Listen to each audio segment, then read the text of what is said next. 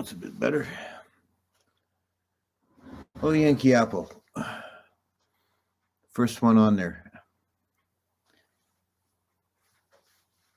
The lighting's a bit weird today. It's the sun is just setting and it's shining in this window on my left.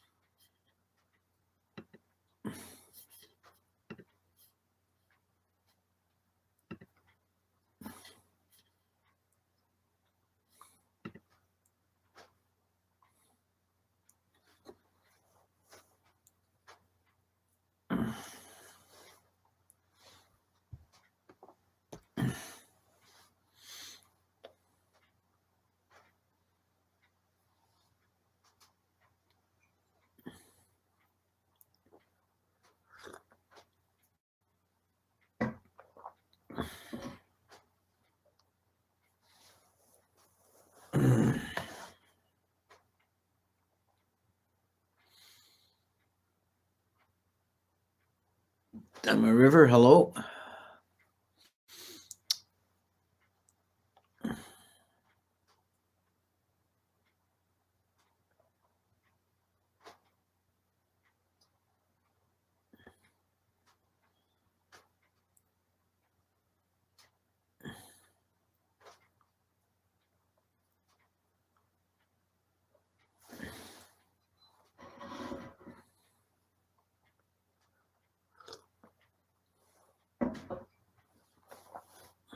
Miroslav, good evening.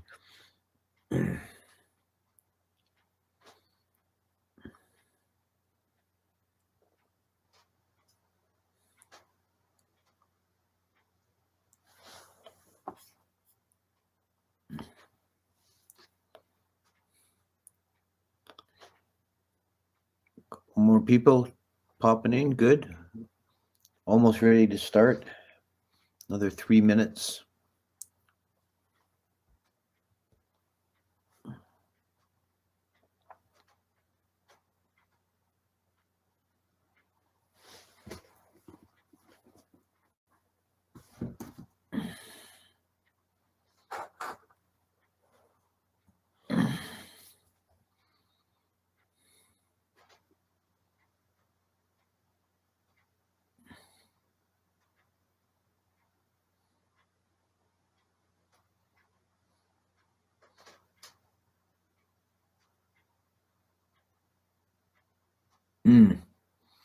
Okay,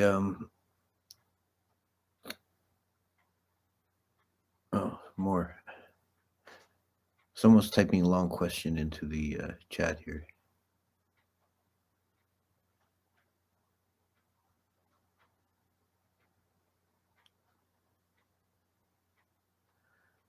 Yoniso Manasikara is defined as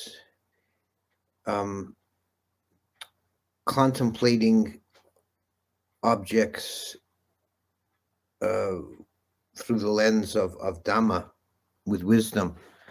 So seeing the three characteristics primarily.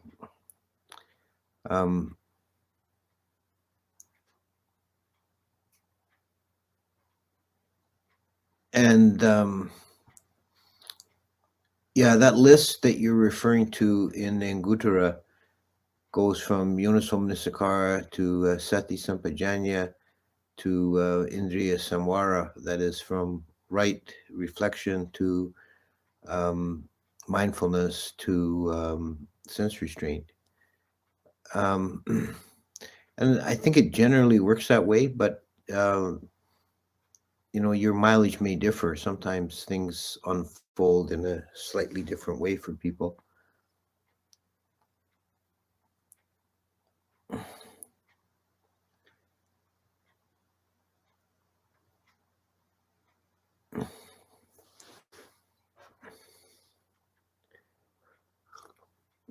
It's 6 o'clock. Regarding the last part of your question, when the defilements arise in the mind and you try and wrestle with them, as you say, that is, you are using Uniso Misakara if you do that in a contemplative way to try and see the negative consequences, see the negative attributes of the defilement. Okay, so let's get on to the topic at hand. Namo tassa bhagavato arahato sama sambuddhassa. Namo tassa bhagavato arahato sama sambuddhassa. Namo tassa bhagavato arahato sama sambuddhassa. So this is continuing our series on Abhidhamma, and this is going longer than I'd originally foreseen, but that's okay. It's better to deal with it a little bit more carefully and thoroughly. It's a big topic, and there's a lot of ground to cover. So today we're going to be dealing with the Rupa Kanda, the category of matter or physical form. And I think this is going to take at least 2 sessions. To go back to one of the initial principles of Abhidhamma, all of reality is divided into 4 principal categories that are irreducible. They're paramattha dhammas, that is, one cannot be explained in terms of the other. These are the ultimate categories. And those are matter, rupa, chitta, with consciousness, chittasika, mental processes or objects, and Nibbàna. So we've dealt with chitta and chittasika. The category of rupa or matter is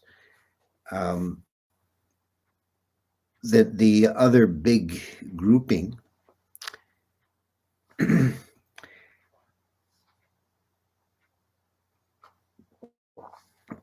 And there is a lot of complexity in the descriptions and analysis of this.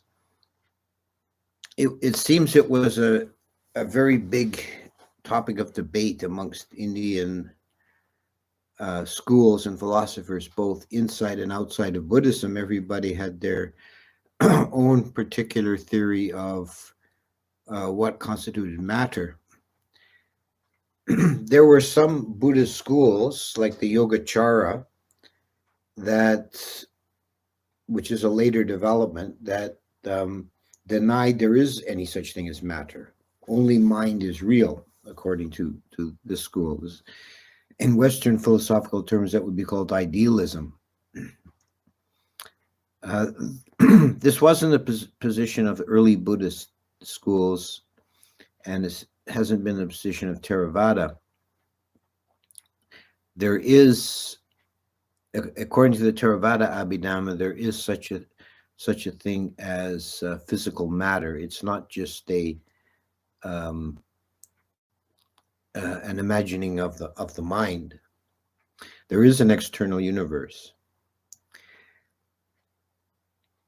And we can see the other complication is when we see and when we look at the Abhidhamma descriptions of matter, we see a definite historical development from the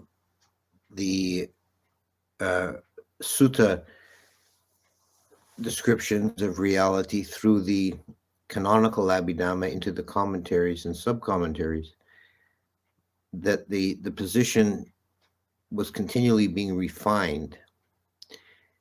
And this is, I think, indicative here, something that we've seen before, that Abhidhamma is or has been an evolving, living tradition. It isn't one fixed set of principles that laid down for all time. It's a continual development. And there are still people today, Buddhist scholars and writers dealing with questions of Abhidhamma. It's ongoing.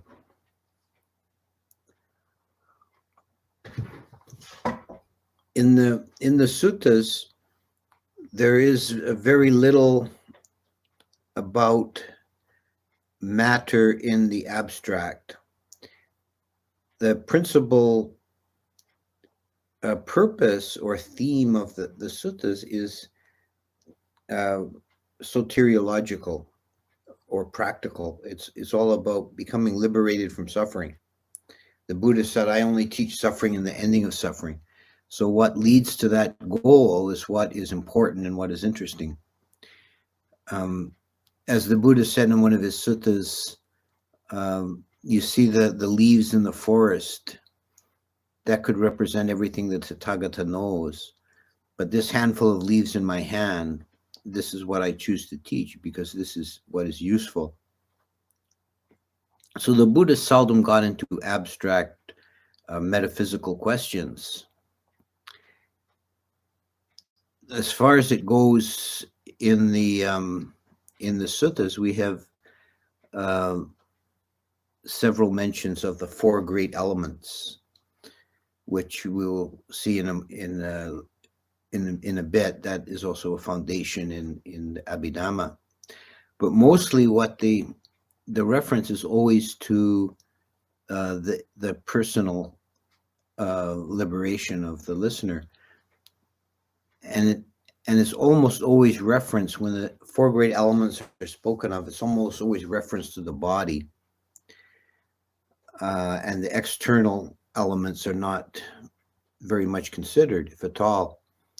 So we have the earth is the hard parts of the body, like the bones and the sinews, and the water element is blood and bile and the liquid parts. Air is the air in the wind in the belly and the wind in the lungs and the wind coursing through the limbs. And fire is the heat of digestion and the heat of the body, the energy of the body. Now, when we get to the Abhidhamma, that's not considered precise enough or exhaustive enough. So in the Abhidhamma, there's a detailed analysis of matter that, again, in the earlier text, the canonical Abhidhamma, the emphasis is mostly on the body, the elements in the body, but it expands to include a theory of matter in general.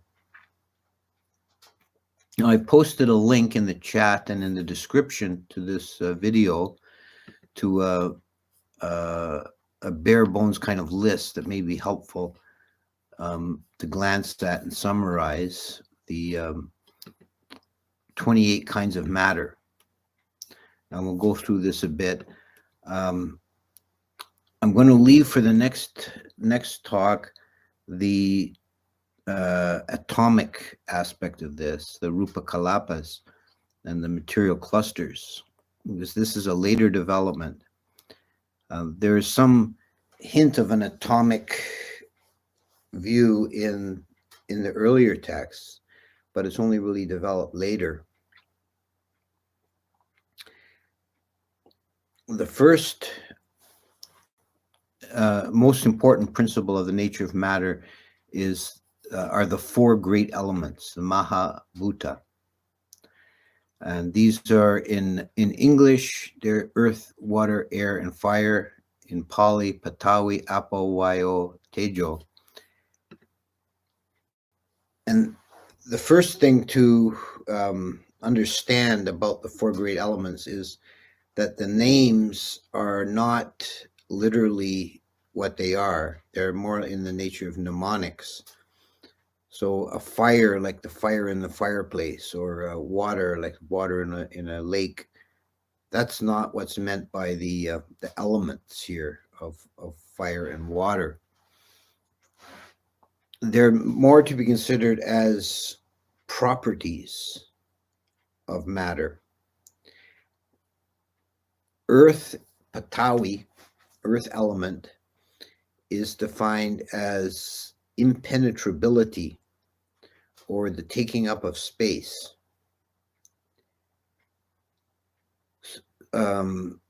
So it has the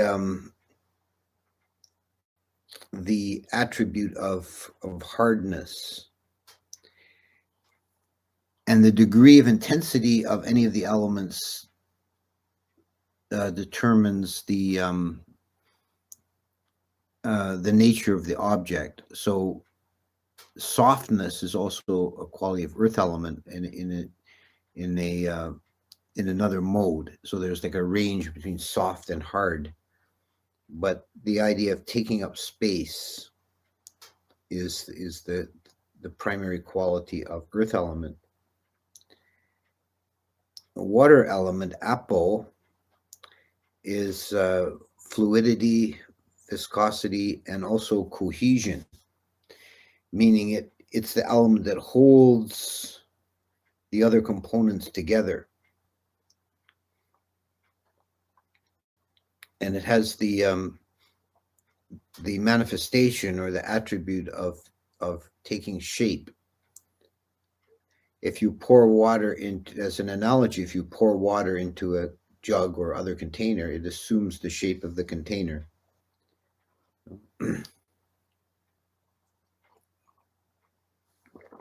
Air, Vayo, is motion. And in terms of the physiological attribute, the theory of the biology of the time was that motion of the limbs, like when you raise your arms or move your legs, it's a kind of pneumatic process. There's a air element, or sometimes is better translated as wind element, to emphasize that attribute of motion. The winds course through the limbs and cause them to move.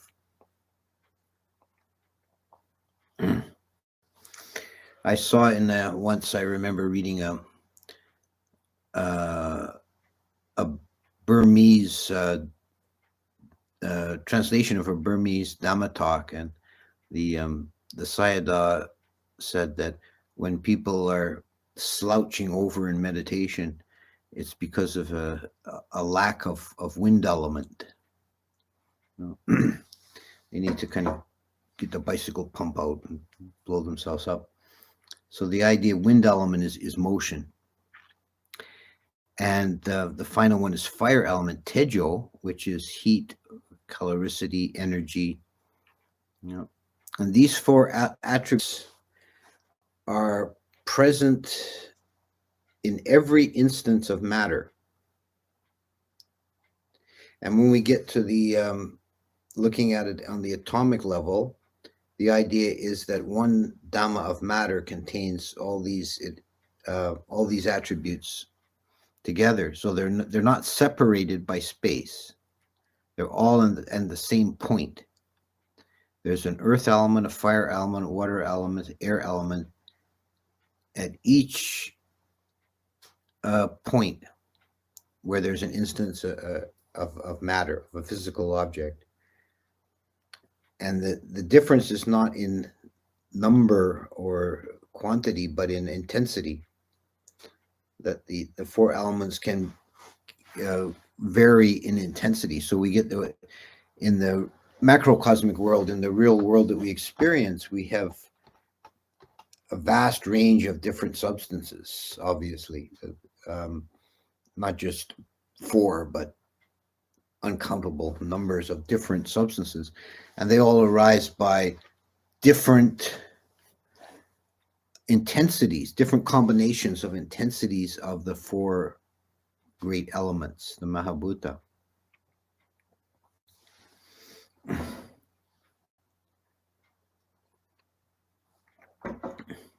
It's maybe irrelevant and maybe not, but modern physics also says there are 4 fundamental forces that make up everything in the universe: gravity, electromagnetism, and the 2 nuclear forces called weak and strong.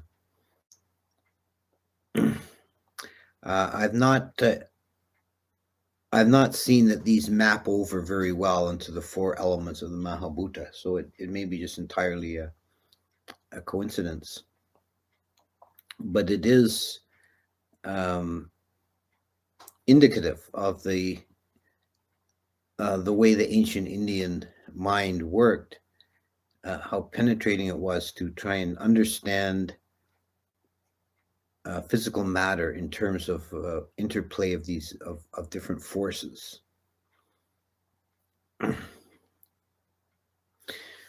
So these Mahabhuta, these 4 are considered the primary constituents, and everything else is classed as dependent matter. And there's a fairly developed, in the later texts, there's a fairly developed theory of different combinations making up the atoms, or the rupa kalapas. But here we're going to leave that aside for the moment and look at some of these other dependent categories. If you look at the chart that I made up, which is mostly derived from Bhikkhu Bodhi and also from Karunadasa, we have 28 kinds of matter. And these are, excuse me, these are divided into 2 broad categories. There are those forms of matter that are called Nibbàna, which means real or conditioned, and Anibbàna, which means nominal or conceptual. And the distinction is that the forms of real matter, Nibbàna, actually have a existence called in the Pali, it's called a sabhava, an own existence. Now, this is kind of a problematic term. The earliest texts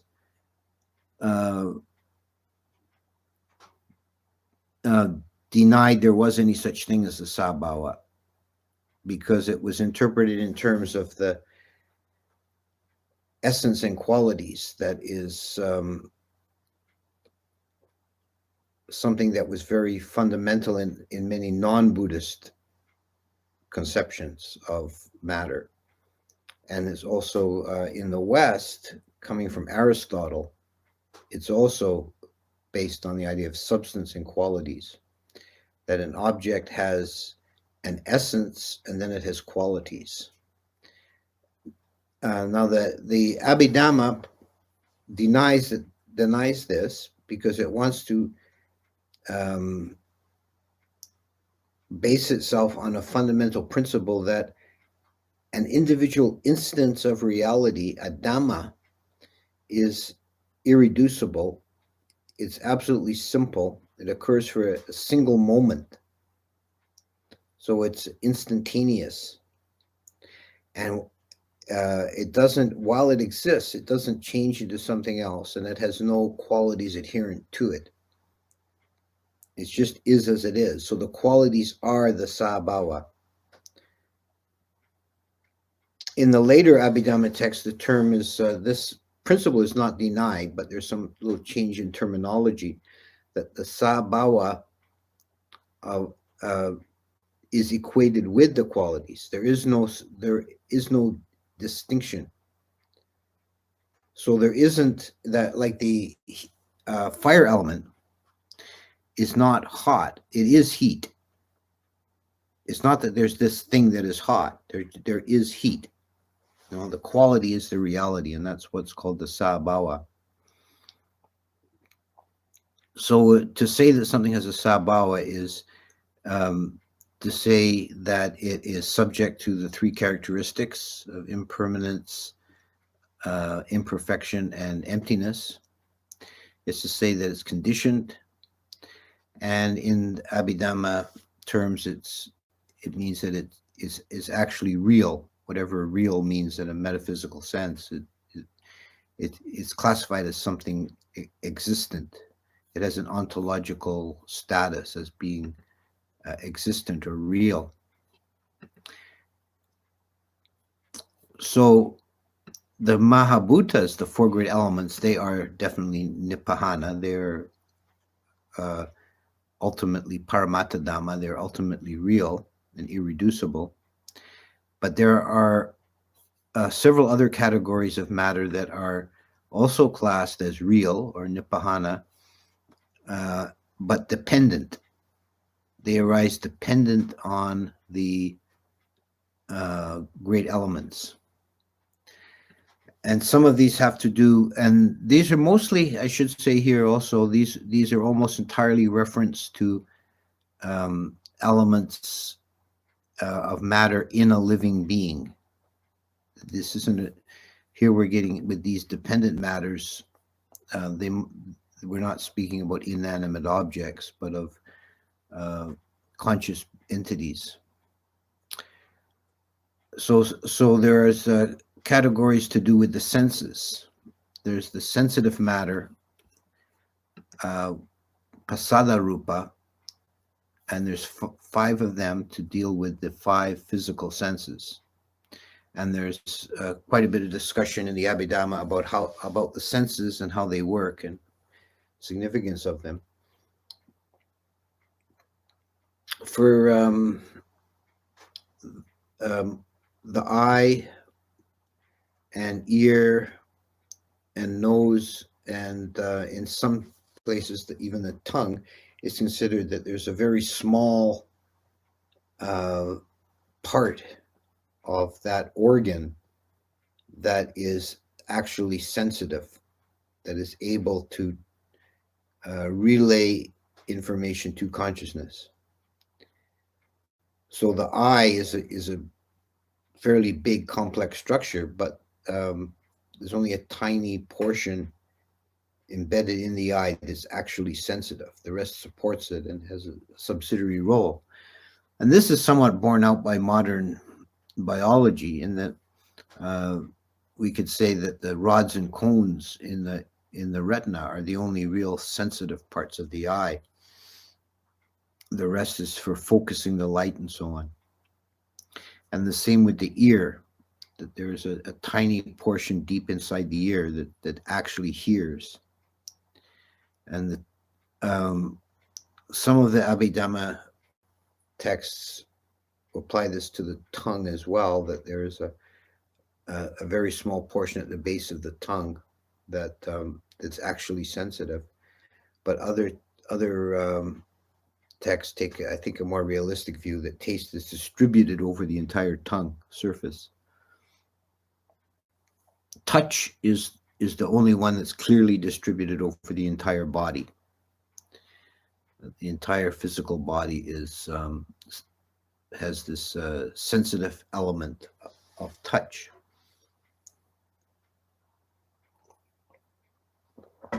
Then there are the sense objects, which are those aspects of matter that are processed by the senses, and they're quite specific here. The eye is said to process only color and shape, and this is quite important for the theory of perception. The eye doesn't see a table or a chair, a tree, a dog, whatever. It sees only color and shape. And later, this system was refined to say that seeing it recognizes shape is redundant. It only sees color. It sees patches of color, and shape is an inference, is a conclusion of the mind. It's mind processing. But it's perception, or sanya, that takes these color and shape and recognizes and actually simulates objects. And the ear only hears sound. The nose only knows odors, the tongue only knows tastes, and the body only knows touch of pressure, heat and cold, pain and pleasure. And if you refer to the list that I've put up here, in the terms of objects, I put rupa, tactile object, in italics because it's a kind of a special case.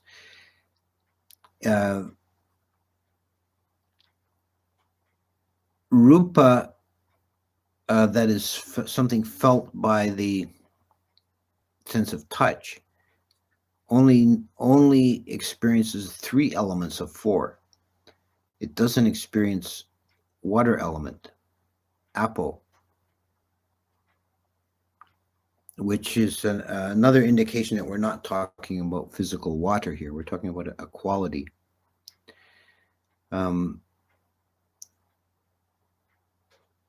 One example given is if you plunge your hand into a bowl of cold water, water is that common everyday substance that has a strong intensity of water element, apo, in it. But you don't actually feel the apo, the water element. You feel the coolness, that's fire element. You feel some resistance, very slight resistance and pressure from the water, that's earth element. And you feel the motion of the water, that's air element. But you cannot feel the actual water element.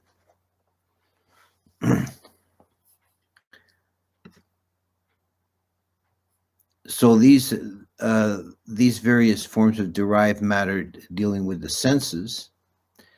Then there are 2 faculties that are called the sexuality faculties. One is femininity and the other masculinity, itatata and parisatata. And these are said to be distributed over the entire body. They're not focused in any one part. So the entire organism, for those organisms that are gendered, that is most of the sense desire realm, most of the kama dhatu are gendered. We have these these 2 opposite modes that do not exist together in one organism, but are experienced separately, and they affect the appearance and the behavior and the motions of the being.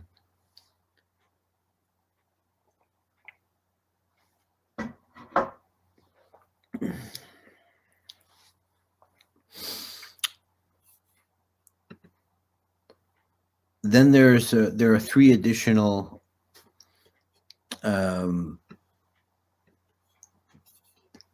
instances of derived matter that don't fit into any of the other categories. One is hadayawatu, it's the heart base.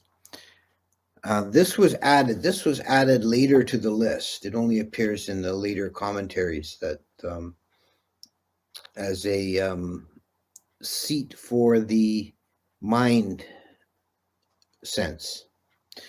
Remember that in Buddhist descriptions of the senses, there are 6 senses. There are the 5 physical senses, and there's also the mind sense that knows mind objects.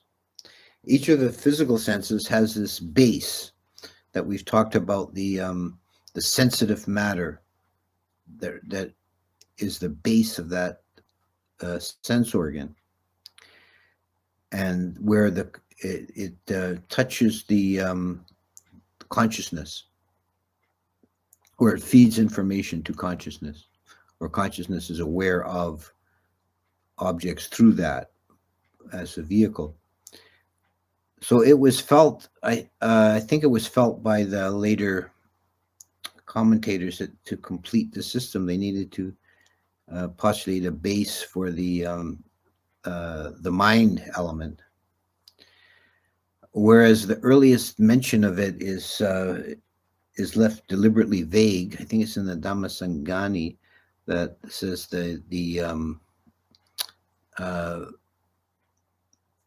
in terms of the eye consciousness arises in association with the sensitive matter in the eye, and so on through the list, and then the mind arises into whatever physical base there may be in that case. And the Hadaya Watu, the heart base, was associated with a sensitive element in the physical heart, in the actual beating organ, the heart.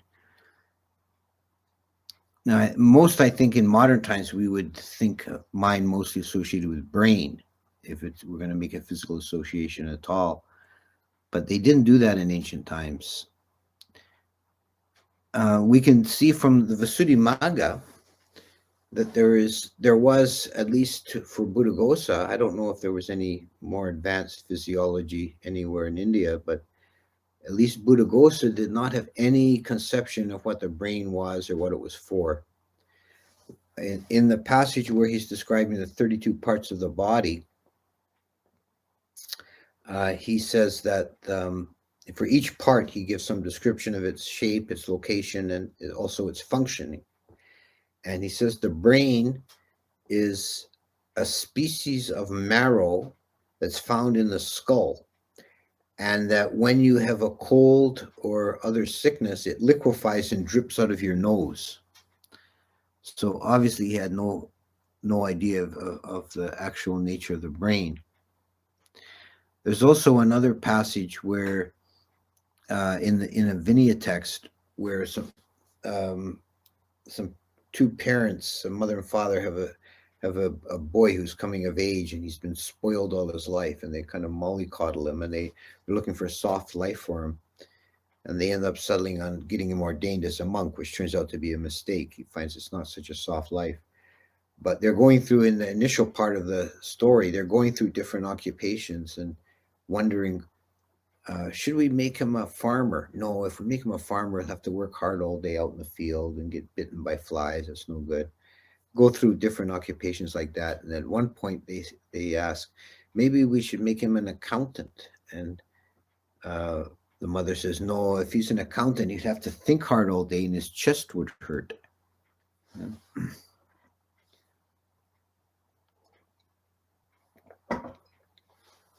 So this Hadaya Watu is the heart base for is an addition to complete the system of the sense organs and sense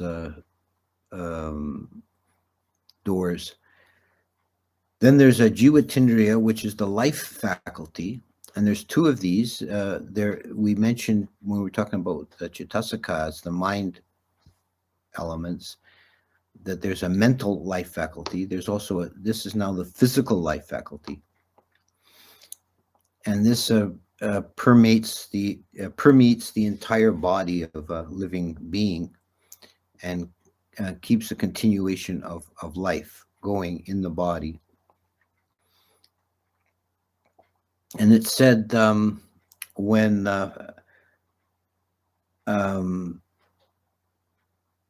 an advanced meditator enters Nirodha Sampati, the cessation, the experience of cessation, which is like an arahant, submerging or penetrating his mind into Nibbàna, that all the life processes seem to cease, and you can't really accept that there's still some warmth in the body. You wouldn't know it from live or dead. But then he comes back. So externally, you can't tell the difference. But the difference is that the life faculty is not extinguished. The life faculty is what keeps the continuity there. And the last of these derived real matter is Kabbalikaro, which is physical nutriment.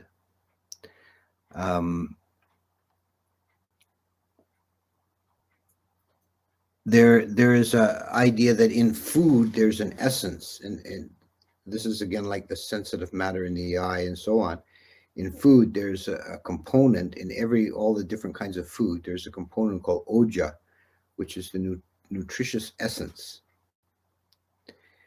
And in the cosmology, at the origin of this earth, when this world system came to be, there was the surface of the ocean was covered in oja, nutritive essence, and the deities tasted it, and then they fell to earth and became physical beings. So this nutritive essence is something that's found in food that sustains the body. And it's that attribute which sustains the physical form. The other forms of nutriment are kama, consciousness, and what's the fourth? Intention. And the only purely physical one is this kabilakaro. Physical body is also has a cause in kama. The particular expression of the body, whether you're a human being or an animal, or whether you're a male or a female, and so on, this is derived from kama. So these are the derived real matter. Then there's another category of matter that's called anippana, or nominal, in that they don't have any real self-existence. They're not ontological reals. They're conceptual. And the first of these is akasa dhatu, or space. And this was something that was the definition or understanding of space is something that was debated amongst the different schools in Buddhism. In Sarvastivada, space is considered unconditioned. It's considered a real and an unconditioned element. Theravada denied that, in large part because Theravada likes to keep unconditioned absolutely pure. It's only Nibbàna is the only unconditioned element. There's nothing else to be considered unconditioned. And also space is, in the Theravada view, is not actually anything real at all. It's just a concept that we impose when there's two objects separated. We say that the place in between them is space. So in the debate of whether space is conditioned or unconditioned, the Theravada actually distinguishes between the two kinds of space. Space that is created, like if you dig a hole to make a well, you've created a space in the earth. That's conditioned. That's obviously conditioned by you and your shovel. But the more fundamental kind of what we mean by space as a physical dimension of space is not real. It's only a conception of the mind, a way of organizing reality that has no fundamental reality itself. Then there's two factors that are called the intimations, kaya viññāti and vaci viññāti, that is bodily and verbal intimation. And this is an intermediate stage in any action between it. First arises in the mind, a purely mental event. Like if you decide that you're going to pick up your pencil, first it arises in the mind, the intention to pick up the pencil. Then in the end, there's the movement of the arm and the hand to the table to pick up the pencil. But in between, the transference of that is what this kaya viññāti is, the physical intimation. It's the first kind of tension in the body. And this is actually a word that's used, like the tension in the body that builds to movement. And it's considered to be a factor of air element. It's an increase in the intensity of air element, because recall that air element is the factor of motion. And we'll get into this, I think, a bit more in a subsequent talk on the atomic theory, but in the developed later stages of Abhidhamma, they actually denied there is such a thing as motion, because dhammas only arise and cease in this one location. And what we perceive as motion is simply a sequence of dhammas arising in different locations. But in either case, it's the air element that is intensified by this intimation. And the verbal intimation is similar. It's the intention to begin to speak or articulate, and that begins also in the mind, and then it's articulated as speech. But here it's an intensification of earth element, and the idea is that the production of sounds is analogous like the striking of a gong, that there's a physical vibration, which actually is physiologically what happens. The vocal cords vibrate. And this vibration is an intensification of the earth element.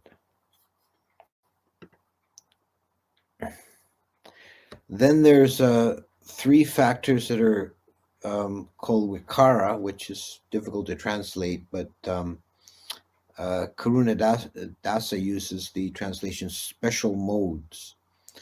And these are exactly parallel to Chittasakas that we've looked at before, that there's a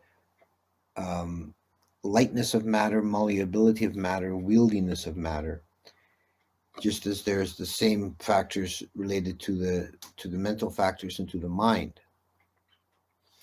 And these are not independent, self-existent. They're anippana, so they're more like concepts or qualities. And they also only apply to living organisms. We're not talking about matter in the abstract here, but only in living beings. There's and they are qualities that in terms of living beings and the biology of living beings, they're the factors that relate to health or sickness. That when these factors are strong, the being is healthy. The body feels light.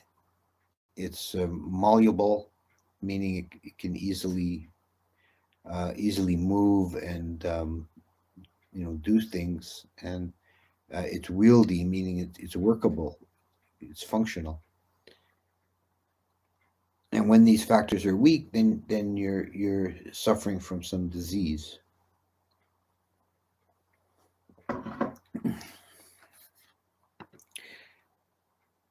Then the last category are called the lakkhana rupas, the characteristics of matter, and there are four: upachaya, santati, jarata, and anichata, which are translated here as integration, continuity, decay, and impermanence.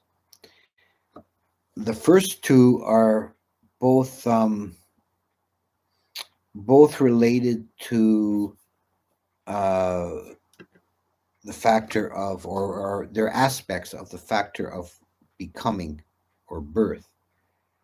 And the first one, upachaya, refers to in any developing system of an organism, when it's coming into being in the first place. So in the case of a human being, it would be the unfolding of the embryo in its early stages. So there's a point before it has limbs, and then it grows limbs. That's this quality of upachaya, is creating the limbs. And then santati is the development or further growth of something that's already come into being. So when the limb first arises in an embryo, it's very crude and undeveloped, but then it gradually fleshes out and develops fingers and all the rest. That's the quality of becoming or growth, santati. Jarata, decay, is when the being starts to break down when they get old, and it's listed like wrinkling of the skin, brokenness of the teeth, grayness of the hair, and so on. When as a being gets old, it starts to decay, and there's like a changeover in the life from the period when it's mostly growing, coming into being, and then it switches to decaying and falling away from being. And the final one is impermanence, is the ending. In the case of a living being, of a human being, it's death. It's when the being falls away. And these are related to what are another Abhidhamma concept of there are three characteristics. There's two ways of listing three characteristics. There's three characteristics of, which is most commonly spoken of, are impermanence, not self, and suffering. But there's another list of three characteristics, which is applies to momentary dhammas, which is coming into being, or genesis, sustaining, and extinguishing. So comes into being, it exists for a moment, then it dissolves. And this is applied on as qualities that affect the physical form. Which one of these is predominant? So we have these different kinds of matter, but it all the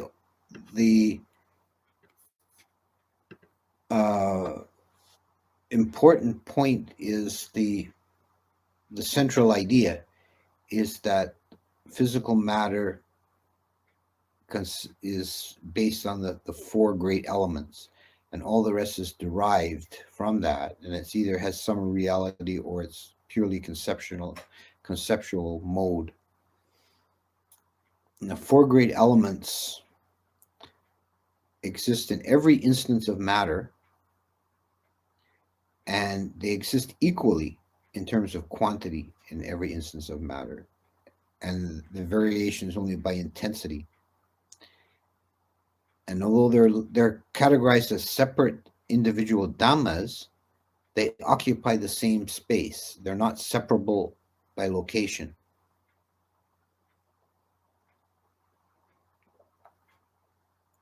And the combination of the and variation of the intensity of the elements is what creates the different physical forms we know of, and their extension and location in space creates larger structures by multiplication, like many dhammas, many atoms.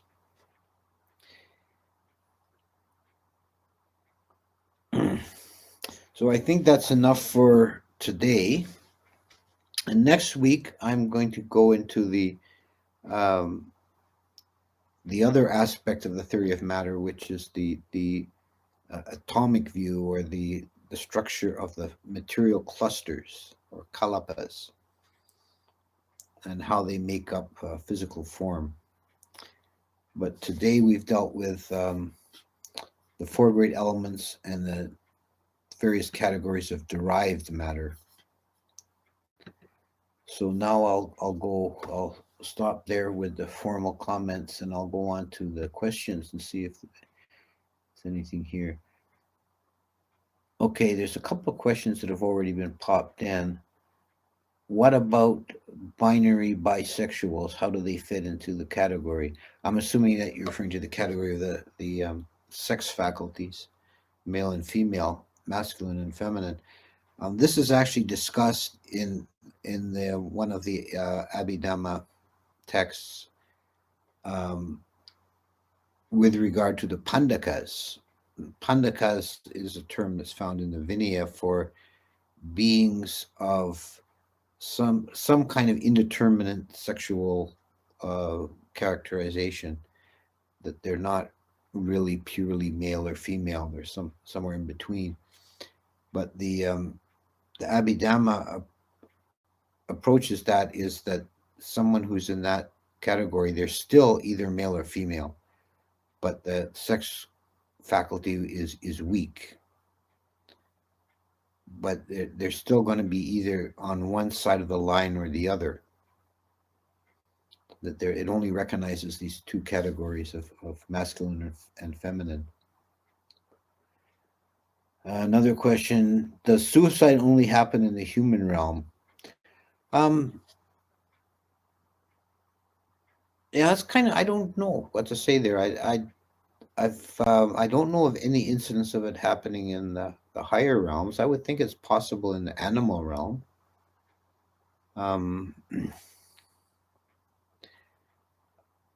It's not possible in the hell realm. Beings try and do it all the time, and they can't. Their body regenerates instantly. It's not possible to escape the hell realm by death, and only by the extinction of your karma.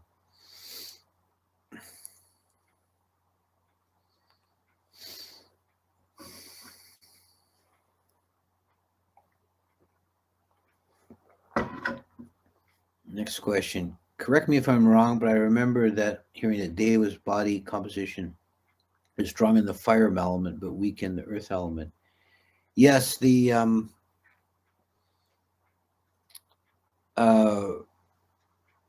fire element in Deva's bodies is more intense, and one result of this is that in the lower Deva realms, particularly like the Chatu Maharajaka, they're subject to premature death in two ways, both of which are caused by an exacerbation of the fire element. One is that they call it death by forgetfulness or something like that, is when the Deva is so engrossed in sense pleasures that they forget it's mealtime and they forget to eat. And if they miss a single meal, their bodies are so subtle because of the excess of fire element that they're vibrating at such a high plane that if they don't get nutriment at the right time, they can't sustain their body. They can't even miss a single meal, and they just die. That's the end of them. The other type of death is by anger or envy. And it's said that sometimes a Deva will see another Deva who's got a bigger chariot or more dancing girls or whatever, and he gets really jealous and he gets burning up with rage, and that destroys his body.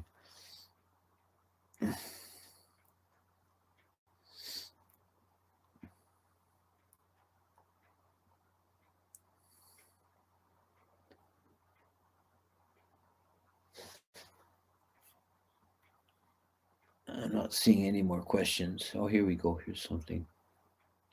Tibetan leaders, when they die, the community looks for a child who is the leader reborn. Wouldn't that spiritual leader be in a Dewa realm? No, not in Tibetan. Not in Tibetan idea, because the leader could go to the Dewa realm, but out of compassion, he's chosen to be reborn human and help his followers. So who is the child they find? The child is the reborn Rinpoche,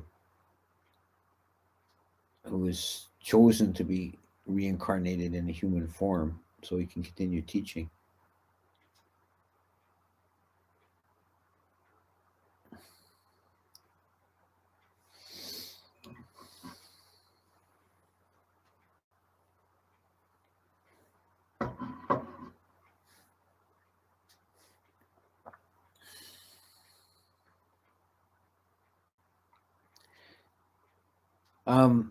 So one does have the choice to be reborn in a lower realm. Well, remember, we're talking about the Tibetan view here. That's not the case in the Theravada view. You don't really have a direct choice. In Theravada's understanding, rebirth is like a natural process. You don't have a direct control. you can somewhat influence your rebirth.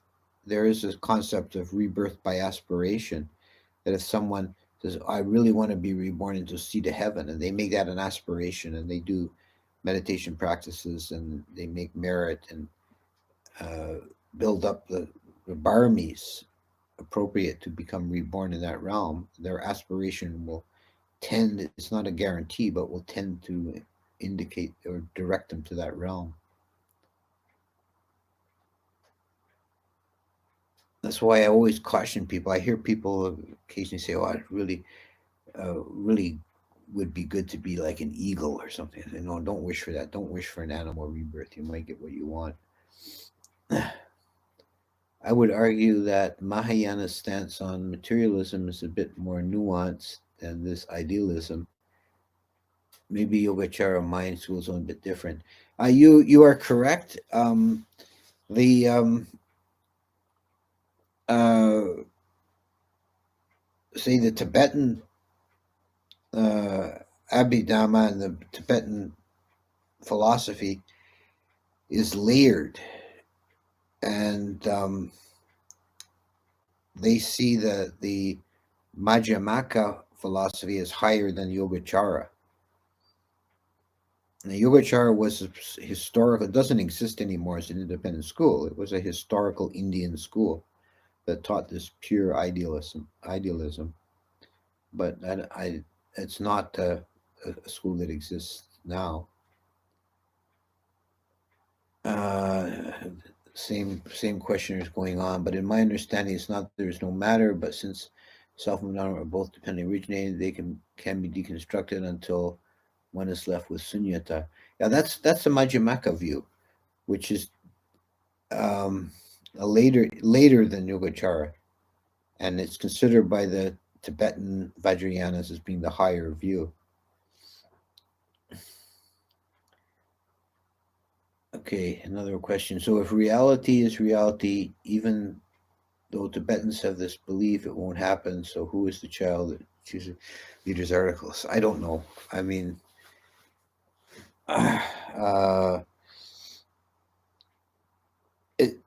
it seems that somehow the Tibetans work that trick. I mean, I've heard stories about some of these Rinpoches. The stories about them are amazing. Like the Karmapa, when the old Karmapa died, and the new one was just a little kid, and it's not like he knew all the ceremonies immediately, but he learned. There was a little kid of like 6, 7 years old, learned all these complicated ceremonies and sort of one instruction, and he had it all down.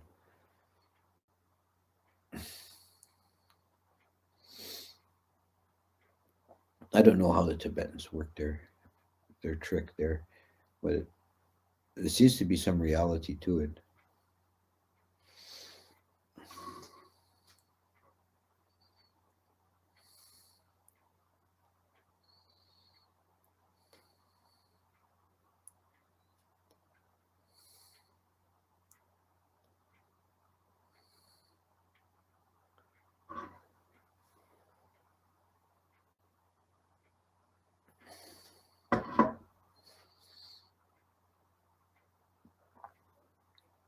What is the effect on rebirth of attaining prowess in the jhanas?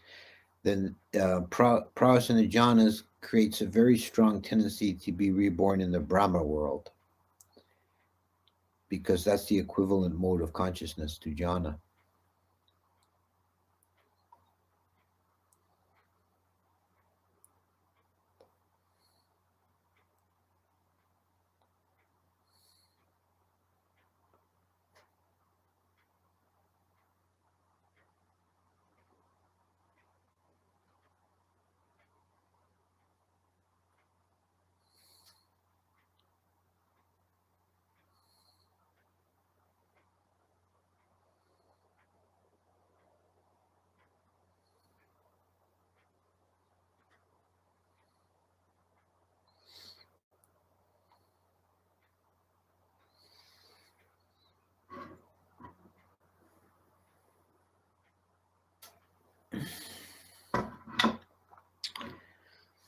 Okay, so we've been It's 7 o'clock. we've been going for an hour, and I think questions are kind of running down. Let's see. Okay, we've got another one here. I'll keep going. There's if a stream enter were to feed animals and the animals felt positive emotion towards them, would the animals generate more potent glucama due to the attainment of one feeding them?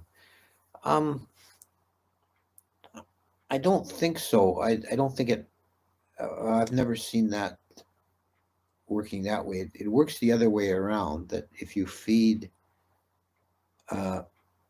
there's one text that's something I won't remember it exactly, but if you feed an animal, the merit of that comes back to you like 10 times, and if you feed a righteous human being, then it comes back 100 times, and if you feed an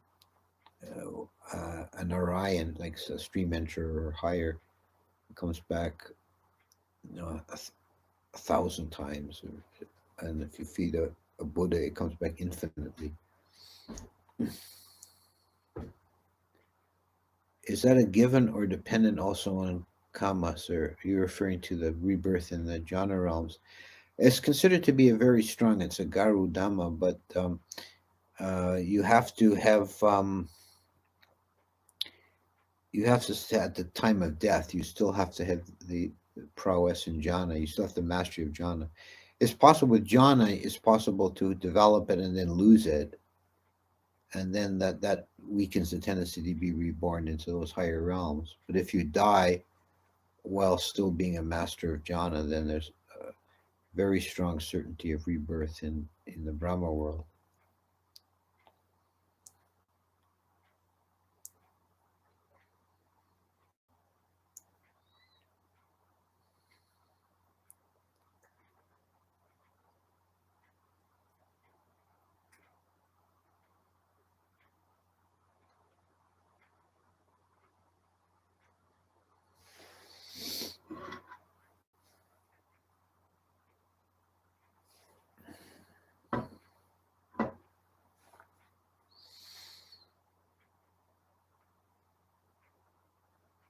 Okay, I think I'll take my leave from you, good people, and see you again next week.